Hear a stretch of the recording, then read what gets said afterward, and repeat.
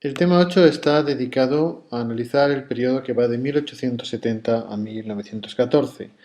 El título que hemos dado al tema es La Segunda Revolución Industrial y la Primera Globalización. El tema está dividido en cuatro grandes apartados. En primer lugar, se analiza a qué denominamos segunda industrialización. En segundo lugar, se analiza el proceso de internacionalización de la economía y los avances en la integración de los mercados y la movilidad de los factores productivos. El tercer punto está dedicado a lo que se ha denominado como Gran Depresión y su consecuencia, el nacionalismo económico. Y el último apartado del tema está dedicado a analizar la evolución de la economía española entre la restauración de la monarquía en 1874 hasta la Primera Guerra Mundial. La expresión segunda industrialización hace referencia a una serie de cambios técnicos que tuvieron lugar en el último cuarto del siglo XIX. Las principales diferencias con la primera revolución industrial tienen que ver con los mecanismos que explican el cambio tecnológico y también esta segunda revolución industrial supuso la pérdida de liderazgo por parte de Gran Bretaña y el comienzo del predominio como países industrializados de los Estados Unidos y de Alemania. El principal cambio entre las dos revoluciones fue que los cambios técnicos en esta segunda fueron resultados de la aplicación sistemática de avances científicos, mientras que los inventos de la primera revolución industrial fueron obra de artesanos habilidosos, en esta segunda fueron, sin embargo, como digo, aplicaciones científicas las que dieron lugar a los cambios tecnológicos. Esto significaba que el capital humano iba a tener un papel muy importante. La segunda revolución industrial requiere de científicos teóricos, requiere de ingenieros capaces de aplicar los principios científicos a la tecnología y también de una importante mano de obra cualificada. La existencia de este capital humano tiene mucho que ver con las características del sistema educativo de cada país. Y en este sentido, tanto Alemania como Estados Unidos tenían un sistema educativo mucho más adecuado, mucho más preparado para los intereses y las necesidades de la segunda revolución industrial. Tanto en Alemania como en Estados Unidos se dio una gran importancia a la formación técnica en todos sus niveles, desde las altas escuelas tecnológicas hasta un sistema de formación profesional que permitió a estas economías contar con una mano de obra cualificada. El caso opuesto es el de Inglaterra. Inglaterra no contaba con un sistema educativo en el que existieran esta formación técnica ni esa formación profesional. Y algunos autores como David Landes ven en esta diferencia entre el sistema educativo británico y el alemán y norteamericano las causas del retraso o de la pérdida de liderazgo industrial por parte de Gran Bretaña en este último cuarto del siglo XIX. Vamos a analizar qué cambios técnicos se produjeron en una serie de sectores industriales. Y empezamos hablando de la revolución de los transportes. La revolución de los transportes hace referencia en primer lugar al desarrollo de las redes ferroviarias. Durante el último cuarto del siglo XIX se construyeron grandes redes transcontinentales tanto en Estados Unidos como en Rusia. También se llevaron a cabo grandes obras de infraestructura como los túneles transalpinos que unieron Italia con Francia y Alemania a través de Suiza y también el desarrollo de redes secundarias que permitieron capilarizar y extender la llegada del ferrocarril a grandes extensiones del territorio. También en lo que se refiere a la navegación, el otro gran medio de transporte del 19, hubo cambios significativos. Eh, Poco a poco se fue imponiendo la navegación a vapor. Si bien los barcos a vapor de barcos a velas del 19, los llamados Clipper, eran barcos muy eficientes y que plantearon una dura competencia a los barcos con los barcos a vapor, poco a poco estos se fueron imponiendo. Los principales problemas técnicos con los que tuvieron que hacer frente los primeros barcos a vapor fue la baja fiabilidad de las máquinas, eh, la propensión a averías de estas primitivas máquinas, así como un elevado consumo de carbón que obligaba al barco a dedicar una buena parte de su capacidad de almacenaje y de transporte de carga a este combustible, al carbón. Poco a poco, una serie de innovaciones como la sustitución de las palas por hélices, la construcción ya de cascos de hierro y acero, el desarrollo de máquinas compuestas y sobre todo la apertura de nuevas rutas marítimas gracias al Canal de Suez permitieron acortar drásticamente la distancia entre Europa y el Extremo Oriente.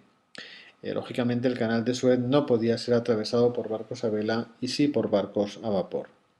La principal consecuencia económica de esta revolución de los transportes fue un abaratamiento de los fletes, es decir, un abaratamiento del precio del transporte de mercancías y de personas, y esto, lógicamente, favoreció la integración de mercados. Pero no solamente mejoró la tecnología para transportar personas y mercancías, también fue muy importante el desarrollo y los cambios tecnológicos que tienen que ver con el transporte de informaciones, informaciones que en muchos casos eran de carácter comercial. Las redes telegráficas se empiezan a extender por Europa y por Estados Unidos a partir de 1837. 30 años después se iniciarían los primeros experimentos con las comunicaciones telefónicas, es decir, ya no se transmitían simplemente señales telegráficas, sino incluso voz. Y finalmente, ya a fines del 19, se iniciaron los experimentos de la llamada telegrafía sin hilos, o lo que conocemos hoy como emisiones radiofónicas, que tuvieron lugar a partir del año 1896. En definitiva, un conjunto de cambios técnicos muy importantes que afectaron, como veis, a las formas de transportar mercancías, personas e información. Además de en los transportes, hubo otra serie de sectores industriales en los cuales se produjeron notables avances técnicos como resultado de la aplicación de principios científicos. Así, en el ámbito de la siderurgia, la aparición del convertidor Bessemer permitió reducir notablemente los tiempos necesarios para el afino del acero. Esto produjo una notable reducción de costes de producción. La introducción de los hornos Martin-Siemens permitieron obtener acero a partir de chatarra y también utilizar hierro con algún contenido en fósforo. El método Gilchrist-Thomas puso en valor los importantes yacimientos del País Vasco y de la cuenca del Ruhr, en los que encontramos o se encontraban minerales de hierro con altos contenidos de fósforo. Este método permitía la eliminación completa del fósforo y además, como producto de desechos, se obtenían una serie de cenizas que iban a tener gran utilidad para la obtención de fertilizantes inorgánicos, los llamados fosfatos. En el ámbito de la química industrial fue la química orgánica la que dio lugar a la aparición de nuevos sectores económicos, como por ejemplo la industria relacionada con los tintes sintéticos, la producción de fertilizantes, como ya hemos indicado, y también la obtención de las primeras fibras sintéticas ya a fines del siglo XIX. Los principales avances de la química industrial se lograron en Alemania. En el ámbito de la electricidad, que ya era conocida desde la antigüedad como una mera curiosidad científica, fue el siglo XIX cuando esta fuente de energía empieza a ser utilizada y se le dan aplicaciones económicas. Los principales problemas de la primera industria eléctrica fue la producción, ya que se llevaba a cabo fundamentalmente en centrales térmicas. El problema del transporte tuvo que esperar a la introducción de redes de alta tensión. Hasta ese momento las centrales de producción tenían que estar muy próximas a los lugares de consumo. No era posible transportar electricidad a largas distancias. Esto, lógicamente, reducía las posibilidades de obtención de electricidad a partir de centrales hidroeléctricas, situadas habitualmente lejos de los ámbitos urbanos. Y finalmente se inventaron algunos dispositivos como la bombilla de filamento incandescente, que permitió la utilización de la electricidad para el alumbrado, así como la producción de los primeros motores eléctricos a fines del siglo XIX. Finalmente hay que destacar la aparición del petróleo, que se va a configurar como una fuente de energía que irá ganando terreno poco a poco al carbón. Los primeros usos del petróleo tuvieron que ver con la iluminación y la primera explotación económica tuvo lugar en Estados Unidos a mediados del 19 de mano del magnate Rockefeller. También ya a fines del siglo XIX van a aparecer los primeros motores de combustión interna que permitirían también el aprovechamiento del petróleo a la aplicación de la industria de los transportes. Algunos de los desarrollos tecnológicos que hemos visto requirió la aparición de nuevas formas de empresa, de nuevas formas de organizar la producción y también, dados los elevados volúmenes de inversión que se requerían, por ejemplo, en los transportes, en la siderurgia, en la industria química, fue necesario la aparición de nuevas formas de banca. Fue el sector de los transportes, en concreto el ferrocarril, el que originó necesidades nuevas en cuanto a las formas de organización empresarial. Las empresas ferroviarias tuvieron que desarrollar nuevos sistemas de información a través de la especialización y la aparición de la contabilidad financiera, la contabilidad de capital o la contabilidad de costes. También en estas grandes empresas es donde aparecen por vez primera los administradores profesionales. Es donde se establece ya una separación entre la propiedad de la empresa y las personas responsables de su gestión. Realmente es aquí donde surge la profesión para la cual ustedes se están preparando, las de administradores de empresas. Como decíamos también, estos nuevos sectores requerían de grandes inversiones de capital y para ello aparecen dos formas de banca nuevas. En Alemania aparece la denominada banca mixta. Los bancos mixtos llevaban a cabo operaciones de crédito tanto a corto como a largo plazo. En muchos casos las operaciones a largo plazo se hacían tomando como garantías acciones de las grandes empresas. Esto dio un papel muy importante a estos bancos mixtos alemanes en los consejos de administración de las grandes compañías a las cuales prestaban. Y se estableció una estrecha relación entre los cárteles, o estas formas de grandes compañías, y los bancos. En Estados Unidos, sin embargo, aparece una banca totalmente diferenciada de la banca comercial o de la banca dedicada al préstamo a corto plazo, que es la denominada banca de inversión. Algunos de estos primeros bancos, como el JP Morgan, todavía son instituciones dedicadas al crédito industrial. Estos bancos estaban especializados en la financiación de las necesidades de las grandes empresas, de transportes, de siderurgia, de electricidad, etc. La segunda parte de este tema está dedicada a analizar la internacionalización de la economía. Es decir, los avances que tuvieron lugar en relación con la integración de los diferentes mercados de bienes y servicios, así como la movilidad de los factores de producción. En concreto, vamos a analizar el desarrollo y las transformaciones que experimentó el comercio internacional, los diversos flujos migratorios en cuanto a sus dimensiones y los efectos que tuvieron sobre la distribución de la renta, y finalmente los procesos de integración de los mercados de Durante este periodo, una serie de factores, entre los que destaca la revolución de los transportes, mejoraron las posibilidades para la expansión del comercio internacional. Por lo que se refiere a las exportaciones de manufacturas que procedían de los países industrializados fundamentalmente de Europa y más adelante de Estados Unidos, lo más destacable de este periodo es la pérdida del liderazgo británico en relación a estas exportaciones. Esta pérdida de liderazgo se hizo especialmente patente en algunos sectores como la siderurgia, la química y el sector eléctrico, si bien Inglaterra fue capaz de mantener sus posiciones como gran exportador de productos textiles. Las debilidades que explican esta pérdida de liderazgo por parte de la economía británica son fundamentalmente la obsolescencia de su equipamiento, es decir, Inglaterra fue el primer país a industrializarse y por tanto el primer país en el que sus máquinas, vamos a decir, quedaron antes anticuadas. También otra debilidad de la economía británica fue la falta de una banca de inversiones. En Inglaterra no aparece nada similar a la banca mixta alemana, de la que ya hemos hablado, o a la banca de inversión norteamericana. Y otra fuerte debilidad que tuvo que ver con la pérdida de competitividad tecnológica en relación con la segunda revolución industrial fue la debilidad de su sistema educativo en relación con la formación técnica. El liderazgo que pierden los británicos va a ser disputado por la economía alemana por un lado y por la economía norteamericana por otro.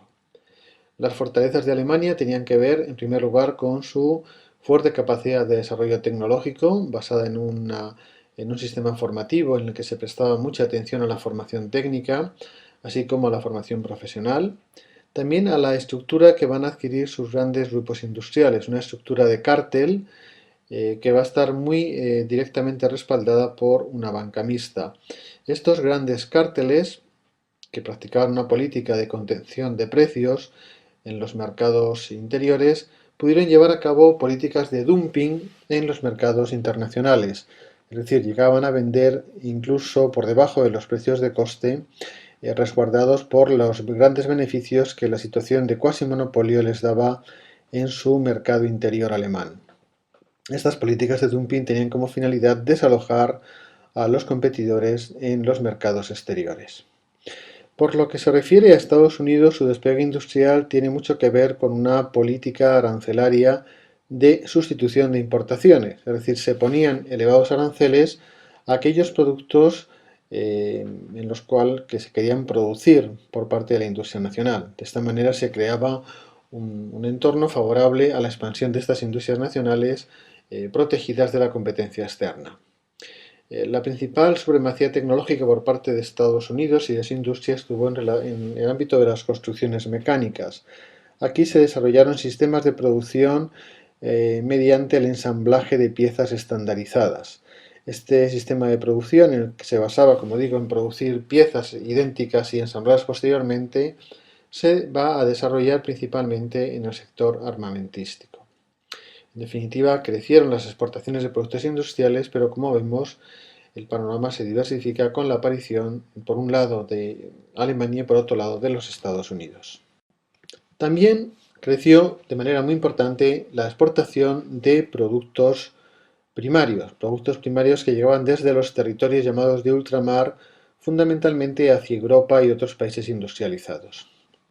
En este sentido, habría que diferenciar dos tipos de agriculturas. Por un lado, las agriculturas de las zonas templadas, es decir, agricultoras que tenían un entorno climático similar al de Europa.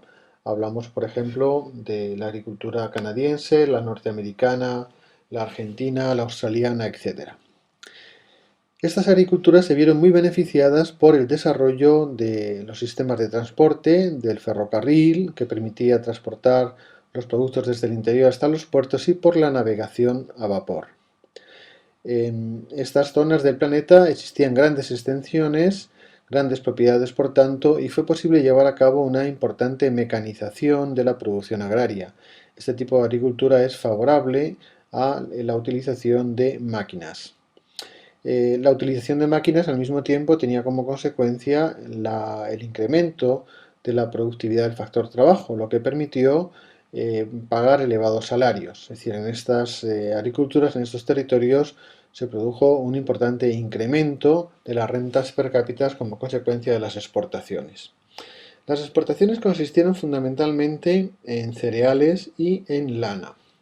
Y estas exportaciones se llevaban a cabo en unas condiciones y a unos precios con los cuales no podían competir las agriculturas del viejo continente, donde no se había llevado a cabo este proceso de mecanización debido a la estructura de las propiedades y donde los salarios de los agricultores eran mucho más bajos. El otro gran ámbito de producción agraria son las zonas tropicales del planeta. Frente a las elevadas rentas per cápita de las zonas templadas, en lo que se refiere a la producción agraria, en las zonas tropicales nos encontramos con un estancamiento de la renta per cápita. Este estancamiento de la renta per cápita tiene que ver con la baja productividad de estas agriculturas. ¿Y cuáles eran las causas? Pues la primera de ellas es que este tipo de agricultura se producía en un entorno de plantaciones que eran muy intensivas en mano de obra, es decir, eran cultivos que no podían mecanizarse y que requerían de grandes cantidades de mano de obra. Una combinación de factores, como fue la abundancia de mano de obra dispuesta a emigrar, sobre todo en los territorios del Lejano Oriente, entre las zonas de China, Malasia e India, así como una cierta abundancia de tierras disponibles, hizo que la elasticidad de la oferta de estos productos fuera muy elevada, con lo cual a medio plazo se produjo un estancamiento de los precios. Aunque la demanda aumentaba, la capacidad de producción también podía responder y por tanto los precios se mantenían estancados. Además, este tipo de agriculturas tuvo que hacer frente a otros problemas como por ejemplo la aparición de productos sustitutivos, por ejemplo la producción de remolacha que permitía obtener azúcar desplazó el cuasi monopolio que tenían las plantaciones de caña de azúcar para proporcionar a los países industrializados el azúcar.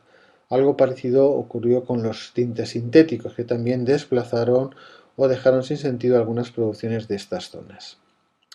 Y otro problema de estos países en los cuales se practicaba este tipo de agricultura fue el monocultivo. Es decir, prácticamente toda la economía de estos países giraba en torno a la producción de uno o dos productos. Podía ser, por ejemplo, la banana o el azúcar o el café. Y toda la economía de estos países giraba, como digo, en torno a estos productos. Esto les hacía muy vulnerables a modificaciones en los precios de los mercados mundiales. Es decir, una caída del precio del azúcar podía provocar la cuasi ruina de uno de estos países. La única alternativa de desarrollo para estas economías, para mejorar la renta per cápita, era sustituir importaciones y lograr así un proceso de industrialización.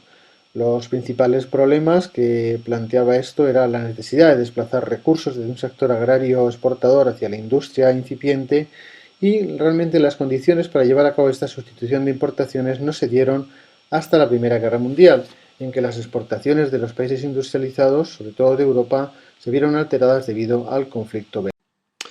Otro elemento importante de la internacionalización de la economía fueron los flujos migratorios y los efectos que estos tuvieron sobre la distribución de la renta. Los desplazamientos de población durante el siglo XIX se vieron favorecidos, en primer lugar, por la revolución de los transportes y el efecto que tuvo en la reducción de los pasajes, sobre todo porque se acortó notablemente el tiempo de viaje. También cada vez las personas en las zonas de procedencia de la emigración recibían más información sobre las mejores condiciones de vida que podían esperar en las posibles zonas a las cuales podrían emigrar. Y además, durante el siglo XIX, pues apenas existieron cortapisas legales y controles. Habría que esperar al siglo XX para que estos hicieran su aparición. Es difícil, debido a esta ausencia de controles, el calcular o estimar las cifras de migración. Algunos autores hablan de que entre 1821 y 1914, momento en que estalla la Primera Guerra Mundial, se puede estimar que emigraron entre 46 y 51 millones de personas. Como puede verse en el mapa, las zonas de las cuales partía la inmigración eran las zonas más pobladas, por un lado el continente europeo, desde el cual la inmigración se dirigía hacia el Canadá, Estados Unidos y diversos países de América del Sur. También, lógicamente, fue muy importante la inmigración de británicos hacia Australia. Sabemos que en la primera mitad del siglo XIX fue la Europa septentrional, Escandinavia, el Reino Unido, desde donde partió la mayor parte de los inmigrantes, incluyendo también, lógicamente, Irlanda. Y sin embargo, ya en la segunda mitad y a fines del XIX, fueron las zonas de la Europa central y del Mediterráneo las que proporcionaron los mayores contingentes de inmigrantes. En el Extremo Oriente, los territorios más poblados de China y la India también fueron origen de emigración, si bien esta emigración tenía un carácter temporal, era una emigración por periodos más reducidos hacia las zonas de plantaciones, en la zona del archipiélago de Indonesia, en las Islas Maldivas, etc. También hay una corriente migratoria significativa desde China hacia California y Brasil. En general podemos decir que las zonas de destino se caracterizan por ser territorios donde escasea la población y por contra abundan tanto la tierra como los recursos naturales. ¿Qué efecto tuvo la emigración sobre la renta y los niveles salariales? Lógicamente, la llegada de inmigrantes presionó a la baja los salarios. Al aumentar la oferta de mano de obra como fruto de la inmigración, pues los salarios que eran muy elevados o más elevados en estas zonas de destino de la inmigración experimentaron una tendencia al alza.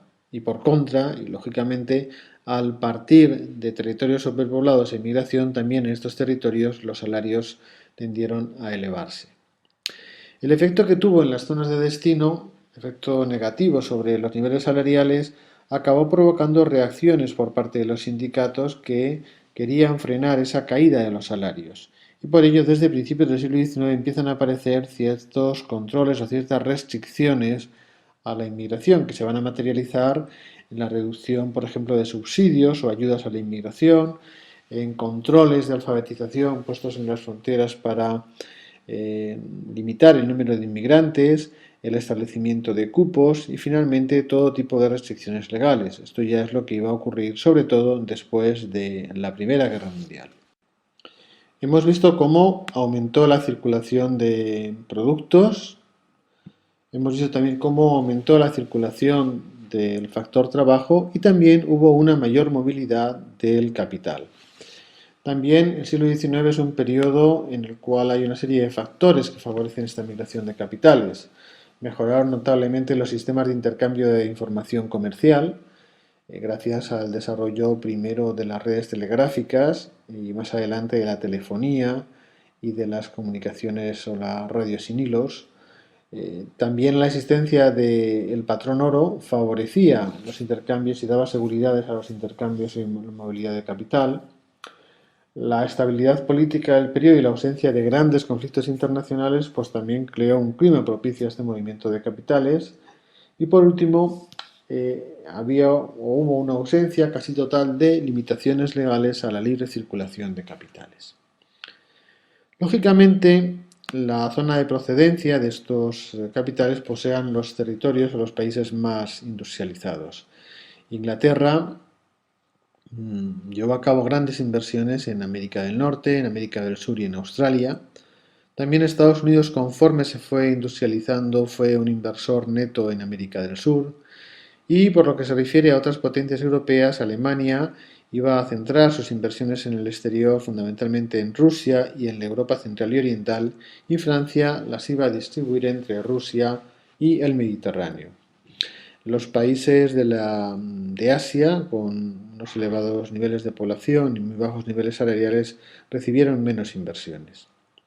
Esta inversión en el exterior se iba a materializar durante la mayor parte del siglo XIX en la adquisición de acciones de compañías que operaban en estos territorios y de bonos y títulos de deuda emitidos por estos estados. La inversión a través de la constitución de compañías en las zonas en el exterior solo fue importante a partir del siglo XX. Con esto finalizamos la presentación de la primera parte de este tema. En esta segunda parte del tema 8 vamos a analizar el fenómeno conocido como la Gran Depresión y, por otra parte, la evolución de la economía española en el último cuarto del siglo XIX. Para llevar a cabo el análisis nos vamos a centrar en dos problemas. En primer lugar, las consecuencias que tuvo la internacionalización de la economía a fines del XIX y, en segundo lugar, cuáles fueron las reacciones que se dieron a esa internacionalización y en concreto nos vamos a fijar en cuál fue el nuevo papel asumido por los estados para hacer frente a los problemas de la Gran Depresión. El término Gran Depresión, que se utiliza habitualmente en economía para referirse al último cuarto del siglo XIX, fue acuñado por los parlamentarios británicos que solicitaban del gobierno la adopción de una serie de medidas para hacer frente a la reducción general del nivel de precios que tuvo lugar en este periodo. Dicha reducción general pues, era resultado del aumento de los intercambios comerciales y por tanto de la competencia, de los flujos migratorios, así como de los movimientos de capitales. En realidad, más que de Gran Depresión, habría que hablar de una desaceleración del crecimiento. Las principales reacciones que vamos a analizar a continuación a esta Gran Depresión fueron, en primer lugar, el desarrollo de procesos de concentración empresarial, como una forma de hacer frente al aumento de la competencia, la protección de los mercados nacionales mediante políticas proteccionistas, el intento de establecer por parte de los países industrializados un control sobre sus mercados exteriores mediante el dominio colonial y finalmente una serie de políticas sociales que perseguían amortiguar los efectos negativos que sobre la sociedad tenía esa caída general del nivel de precios. La mejora de los transportes y el aumento de la producción al incorporarse los productos cultivado sobre todo en el sector primario en los territorios de ultramar y en las zonas tropicales, hizo que llegasen a los mercados europeos principalmente grandes cantidades de alimentos y de materias primas, y que lo hicieran a unos precios con los cuales los productores europeos no podían competir. La principal consecuencia de todo ello pues, fue el empobrecimiento de los campesinos, el aumento de la emigración y la caída de los salarios. Para afrontar los problemas que acabamos de mencionar, fue muy importante la definición de un nuevo papel de los estados. Los estados iban a desarrollar una serie de políticas encaminadas a neutralizar los efectos de la Gran Depresión. La primera de ellas fue una vuelta generalizada a posiciones proteccionistas. En segundo lugar, como ya hemos dicho, el desarrollo de políticas sociales. También hubo políticas de estímulo a la producción y a las exportaciones y la adopción de políticas monetarias que tenían como objetivo la creación de mecanismos de corrección automática de los desequilibrios en las balanzas de pagos. Básicamente se trataría de la generalización del patrón oro, como vamos a ver. Una de las primeras reacciones por parte de los estados frente a la situación creada como resultado del incremento de las importaciones de productos de ultramar en Europa fue, como hemos dicho, la adopción de políticas proteccionistas. Si bien estas políticas proteccionistas tuvieron unas características especiales, el proteccionismo se va a aplicar mediante la firma de tratados comerciales que mantienen una doble columna. En la primera columna figuraba el arancel muy elevado que se imponía a países con los cuales no había ningún tratado comercial, y en la segunda columna se establecía cuál sería el arancel que se fijaría a los productos procedentes de países con los cuales se hubiera alcanzado un acuerdo comercial. Esto, evidentemente, animaba la negociación para conseguir que los productos del país figurasen en esa segunda columna. La cláusula de nación más favorecida, de la cual ya hemos oído hablar cuando nos referimos al Tratado Caudencia-Chevalier en otros temas, favoreció el que esos efectos de la negociación se tradujesen, como digo, en la ampliación del número de países que tenían firmados tratados comerciales con aquellos a los que dirigían sus exportaciones o conseguían sus importaciones.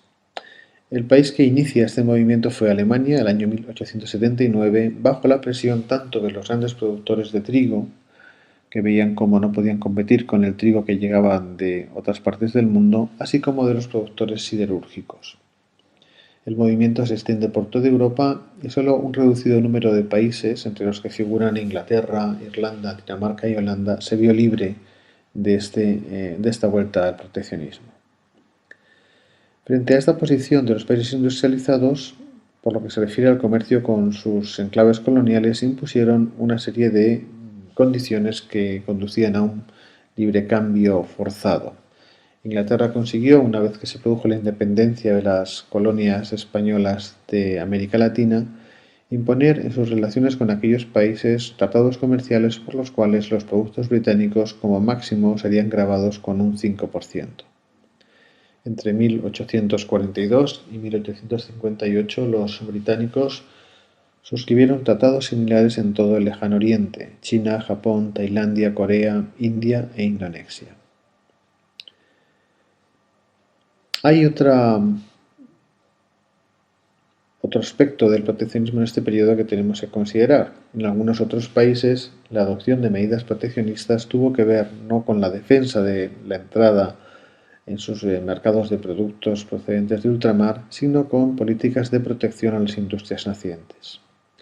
El concepto de protección a la industria naciente surge en los Estados Unidos de mano de un economista llamado Hamilton, quien sostenía que la única forma de lograr desarrollar industrias en territorios que anteriormente estaban siendo abastecidos por potencias industriales era la imposición de una serie de aranceles que permitiesen o que dieran una protección a las industrias nacientes. En Rusia se aplicó esta política en concreto al desarrollo de la siderurgia y las industrias mecánicas. Para ello se aprovechó la construcción de los ferrocarriles para prohibir la utilización de maquinarias y de productos siderúrgicos importados. Es decir, la construcción de ferrocarriles en Rusia se vio acompañada del desarrollo de una industria siderúrgica local, así como de construcciones mecánicas.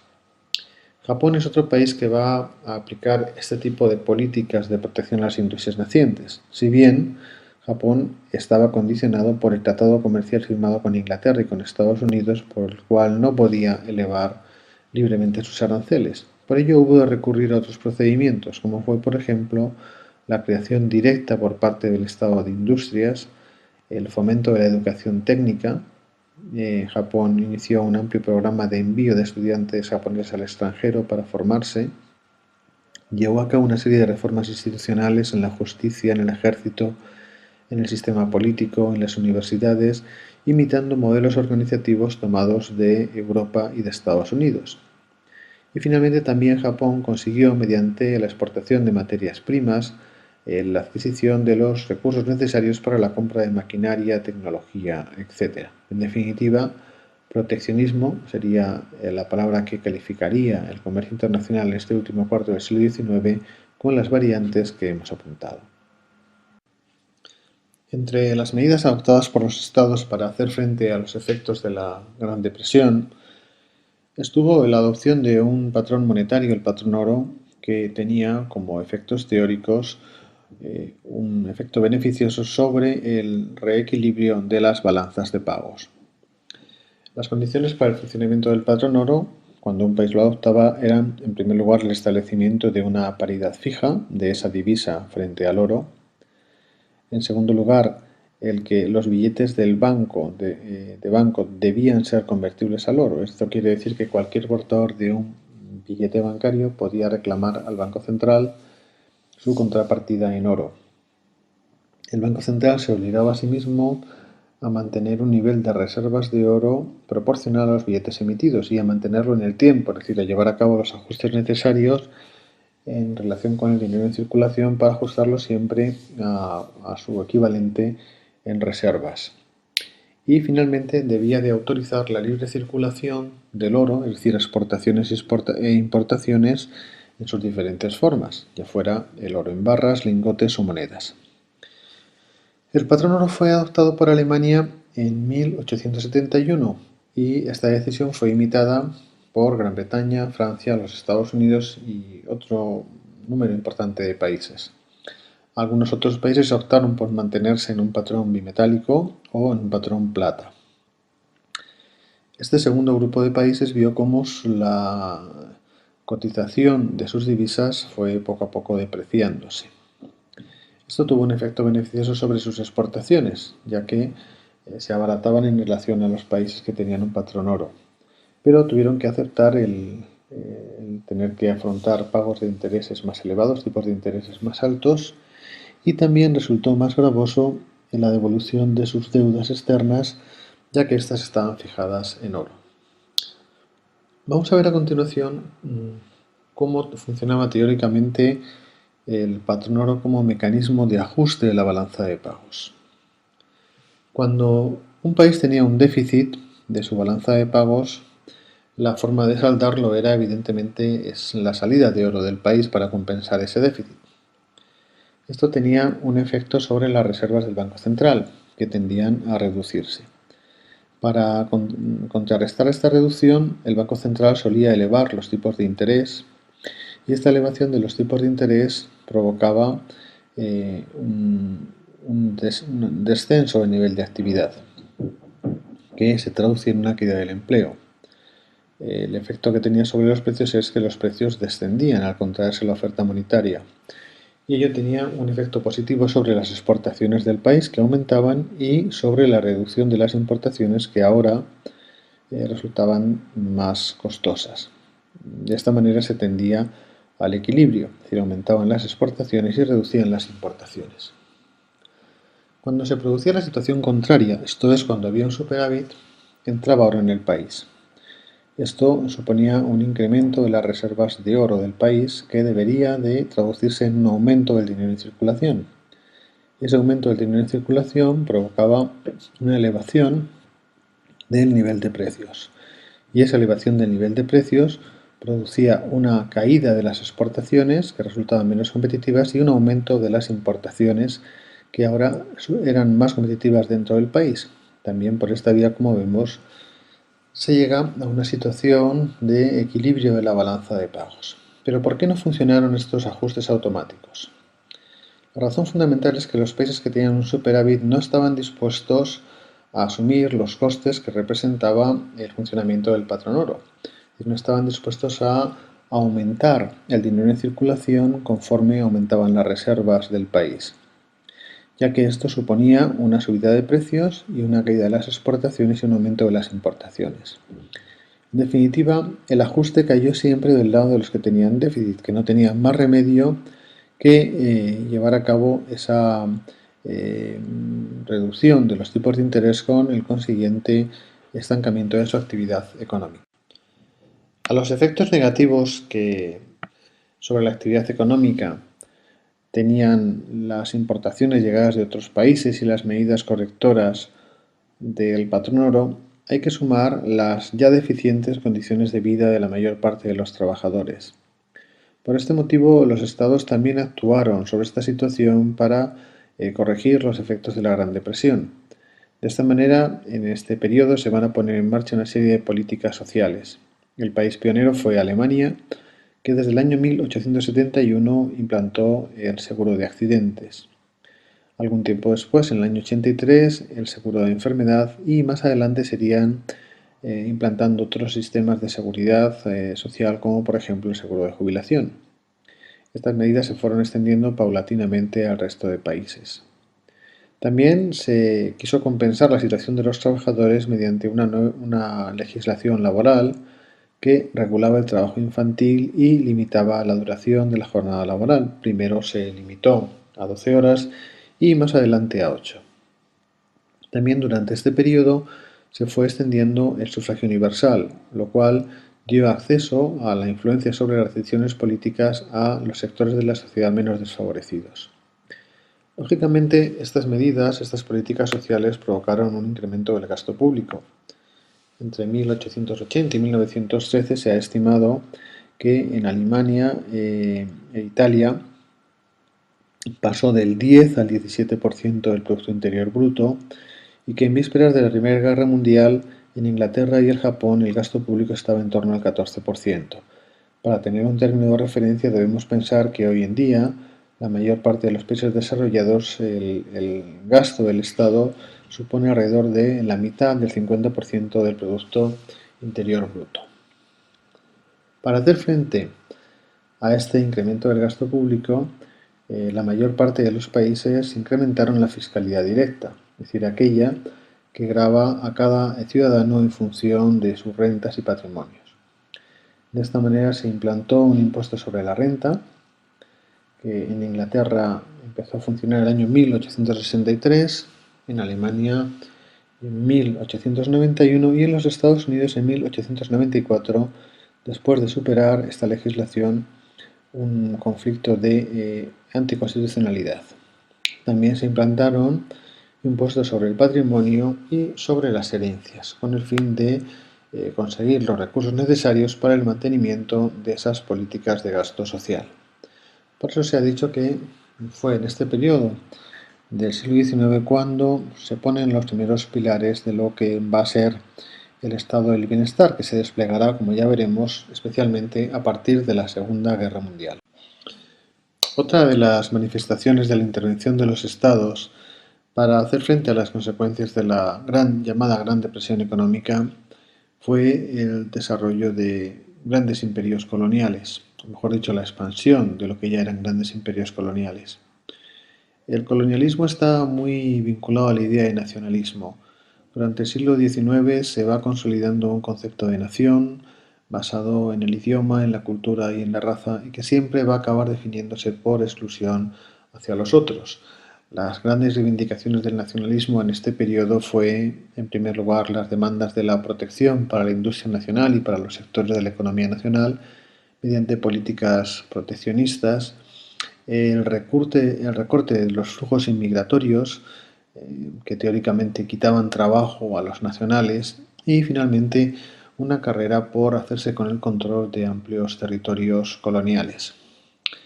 A fines del siglo XIX, La parte del mundo que estaba por repartir era el continente africano. En el mapa se puede apreciar claramente cómo todas las grandes potencias europeas participaron en el reparto de África. Ha habido un gran debate sobre la rentabilidad del colonialismo, sus causas económicas. Es cierto, como indica Hobson, que había razones económicas fundadas para, o intereses económicos, mejor dicho, para llevar a cabo este dominio colonial. En primer lugar, había amplios territorios en partes del mundo no desarrolladas en los que había abundancia de materias primas y en los que podía encontrarse una mano de obra con muy bajos costes. Esto justificaba la realización de inversiones y los inversores lógicamente exigían o reclamaban a sus gobiernos garantías jurídicas para estas inversiones. Se vio que el establecimiento de dominios coloniales era la forma más eficiente de garantizar un marco legal y jurídico que garantizase las inversiones de sus nacionales. En cuanto a la rentabilidad económica de estas inversiones, lo cierto es que solo pueden considerarse rentables si los costes de la administración colonial no se imputaban a los inversores, es decir, a los industriales o a los comerciantes que invertían en las colonias. Es solo cuando los costes de la administración eran asumidos por el Estado y en definitiva por los contribuyentes, estas inversiones económicas en las colonias pudieron considerarse rentables. El último apartado de este tema 8 analiza cuál fue el impacto de la Gran Depresión sobre la economía española. Vamos a analizar en primer lugar de qué forma la revolución de los transportes incidió sobre la llamada depresión de fines de siglo. A continuación hablaremos sobre el proteccionismo agrario y el proteccionismo industrial. Analizaremos lo que supuso la pérdida de las colonias para la hacienda pública y finalmente veremos el auge de principios del siglo XX y el arranque de la segunda revolución industrial en nuestro país. Vamos a ver en primer lugar cuál era la situación de la economía española muy brevemente al inicio del último tercio del siglo XIX. En la economía española del XIX se habían producido unos ciertos brotes de industrialización. Es cierto que ya desde el siglo XVIII en Cataluña se va a desarrollar una industria textil algodonera que va a seguir de cerca durante el XVIII los pasos de la industria británica. Pero conforme avanza el siglo XIX, este sector se mostró cada vez menos competitivo y hubo de dirigir su producción casi de forma exclusiva al mercado interior. También en el País Vasco y sobre una tradición de trabajo con la producción de hierro y productos derivados, va a surgir una siderurgia. Si bien el principal problema que va a encontrar esta industria siderúrgica vasca fue la carencia de suministro de carbón. El carbón nacional era de muy mala calidad y había que llevar a cabo importaciones desde Gran Bretaña.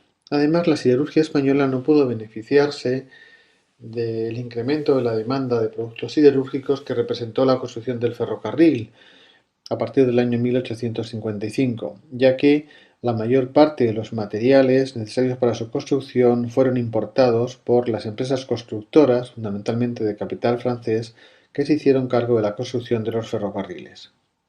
Por tanto, nos encontramos ante una economía predominantemente agraria y en la que el sector más importante era un sector cerealista con una producción de carácter extensivo.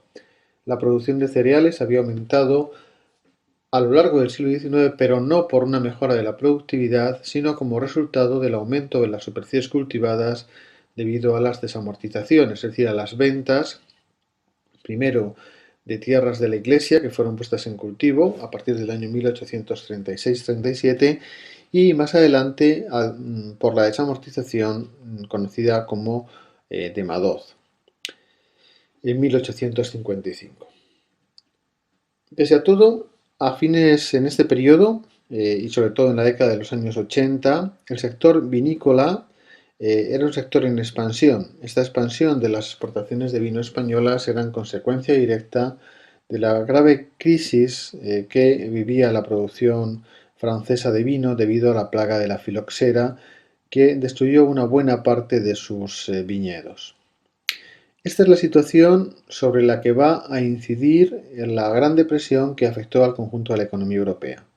¿De qué manera afectó a esta economía una caída del nivel de precios y un aumento de importaciones competitivas, sobre todo de productos agrarios que llegaban de ultramar? El primer efecto que tuvo sobre la economía española fue un efecto de empobrecimiento, y de ahí que durante este periodo se produjera un importante incremento de la emigración. Y la segunda reacción es la que hemos visto en otros países europeos, un incremento también de los niveles de protección, un proteccionismo que afectó tanto a la agricultura como a la industria. El arancel del año 1891 es un arancel fuertemente proteccionista. En su redacción confluyen los intereses de los productores de cereales castellanos, los productores andaluces y castellano-manchegos del Mediterráneo de vino, pero también los productores textiles y siderúrgicos, es decir, el sector industrial, también apoyó al gobierno en la adopción de este arancel fuertemente proteccionista. El arancel se aprueba una vez que finaliza el arancel del año 1882 y una vez que Francia ya no va a estar interesada en seguir importando vinos desde España. La principal consecuencia de este arancel fue el mantenimiento de una agricultura atrasada y de que la población española tuviera que pagar alimentos caros. Esta carestía de los alimentos tuvo una gran importancia sobre el nivel de los salarios, que tuvo también que ser elevado y por tanto poco competitivo con respecto al exterior. A las medidas derivadas del arancel se van a unir las devaluaciones de la peseta, también para intentar mejorar la competitividad de nuestros productos y frenar la entrada de importaciones. Una primera devaluación se lleva a cabo el año 1892, del orden del 8%, y otra en 1896 y 1898, del 30%. Pero ni siquiera estas devaluaciones tan drásticas de la peseta consiguieron mejorar la competitividad en el exterior de nuestro sector industrial. De ahí que hubiera de promulgarse un nuevo arancel, más proteccionista aún, que es el arancel de 1906, un arancel que va a intentar proteger principalmente a la industria nacional. Las escasas repercusiones de este arancel en cuanto a los efectos beneficiosos para la industria llevó a los diferentes sectores industriales a reclamar la petición de ayudas directas del Estado. Un buen ejemplo es la petición por parte de los siderúrgicos vascos de que el Estado llevase a cabo una gran inversión en la renovación de la Armada, que se tradujese en pedidos para las factorías y para los altos hornos españoles. La falta de competitividad de nuestra economía, en concreto de nuestro sector industrial, en parte intentó paliarse con la utilización de las colonias, de lo que todavía quedaba del antiguo Imperio Español, en concreto Cuba principalmente y también las Islas Filipinas. El año 1882, bajo la presión de los industriales, el gobierno aprobó la llamada Ley de Relaciones Comerciales con las Antillas. Esta ley establecía una exención de aranceles para que los productos industriales españoles entrasen en nuestras colonias y al mismo tiempo fijaba una serie de gravámenes para aquellos productos que las colonias exportaban hacia la metrópoli, hacia España.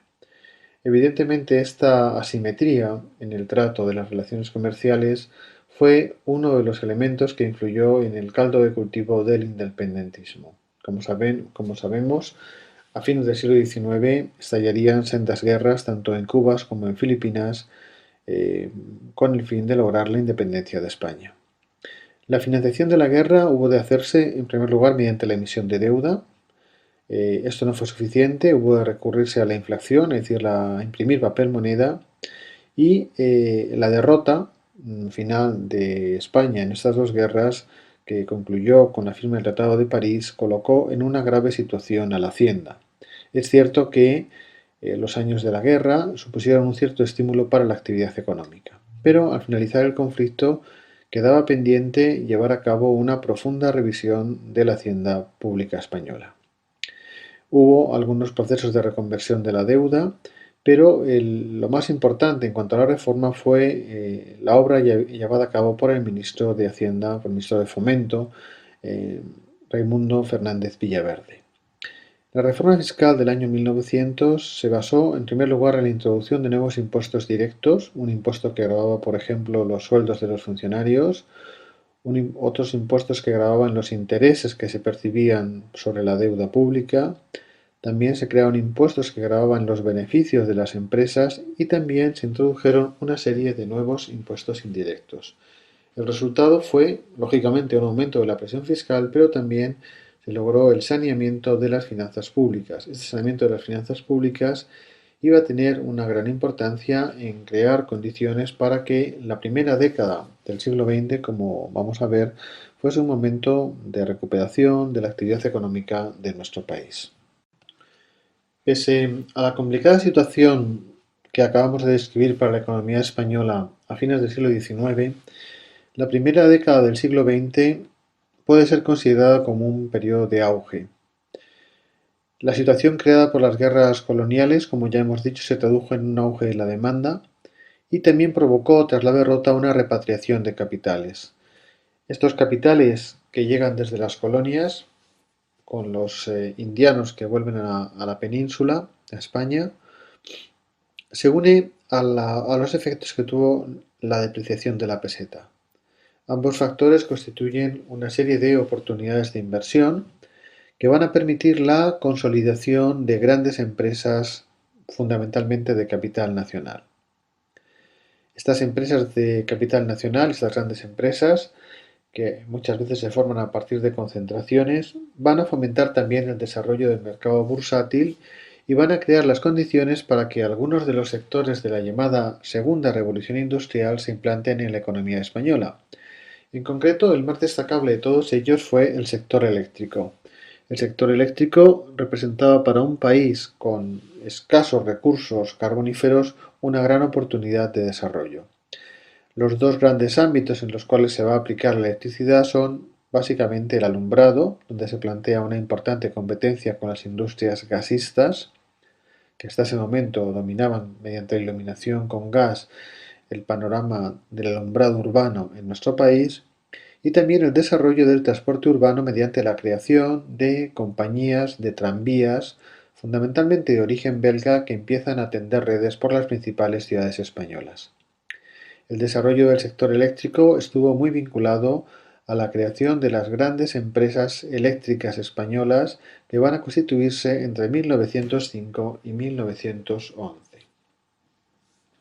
La aparición de esta gran empresa con una sólida base de capital nacional hizo que se fuesen configurando como grupos de presión sobre el gobierno, grupos de presión que practicaban o defendían un nacionalismo económico que se va a traducir, como ya hemos apuntado en un momento anterior, a la aparición de aranceles fuertemente proteccionistas como el arancel del año 1906. Pese a todo, como decimos, la primera década del siglo XX fue una época de auge económico en la economía española. Cerramos el tema con una pequeña reflexión sobre el balance del desarrollo de la economía española en el siglo XIX. Podemos decir que este balance es negativo en tanto en cuanto la economía española se alejó de las economías europeas. En términos de Producto Interior Bruto per cápita, hay una reducción del mismo respecto de la media europea. Es decir, nuestra situación comparativa respecto de Francia y de Inglaterra era mejor a comienzos del siglo XIX que a finales del mismo siglo. La causa fundamental de este alejamiento se establece en el llamado fracaso de la revolución industrial. Han sido muchos los autores, los historiadores económicos que han analizado las causas de este fracaso de la revolución industrial en el siglo XIX. Algunos han hecho referencia a la incapacidad del mercado interior para absorber la producción. Esta incapacidad se ha vinculado al atraso de nuestra agricultura.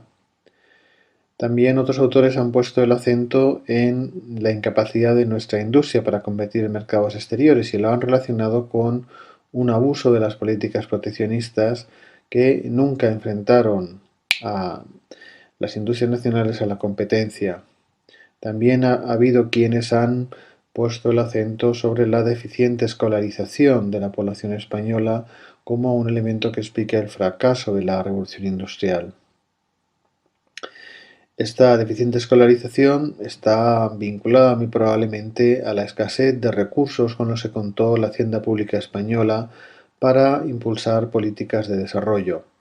Esta hacienda pública estuvo todo el siglo XIX agobiada y asfixiada por el problema del déficit.